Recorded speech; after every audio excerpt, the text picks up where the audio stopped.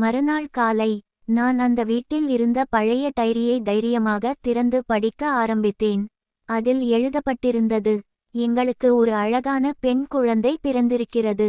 அவளுக்கு மீனா என்று பெயர் வைத்திருக்கிறோம். அதற்கு பிறகு டைரியில் எழுதுவது திடீரென நிறுத்தப்பட்டிருந்தது. அந்த நேரத்தில் என் முன்னால் ஒரு உருவம் தோன்றியது. அது மெதுவாக அந்த இரவு நடந்த கதையை சொல்ல ஆரம்பித்தது.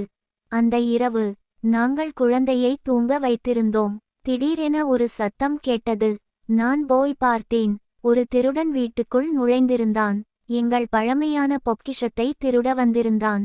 நான் அவனை தடுக்க முயன்றேன். ஆனால் அவன் என்னையும் என் கணவரையும் கொன்றுவிட்டான். அதற்கு பிறகு எங்கள் உடல்களை அந்த வீட்டுக்குள்ளேயே அடக்கம் செய்து சமாதி கட்டி வைத்துவிட்டான். அதனால் அடுத்த நாள் வந்த பாட்டிக்கு நாங்கள் குழந்தையை விட்டுவிட்டு இந்த ஊரை விட்டு எங்கோ போயிட்டோம் என்று தான் தோன்றியது. அந்த உருவம் தொடர்ந்து சொன்னது, அந்த அநியாயத்துக்கு பழி வாங்க நான் மீனாவின் உடலுக்குள் வந்தேன். அவளை பயன்படுத்தி அந்த திருடனை பழிவாங்கினேன். அதை கேட்டவுடன் எல்லாம் எனக்கு புரிந்தது. அந்த மீனா நான் தான். அந்த இரவு நடந்ததை முடித்துவிட்டு அந்த ஆன்மா அமைதியாக மறைந்தது. மறுநாள் காலை எதுவும் நடக்காத மாதிரி அந்த வீடு அமைதியாக இருந்தது. சில நேரங்களில் அது புதிய வீடாக மாறியது. சில நேரங்களில் பழைய வீடாக திரும்பியது.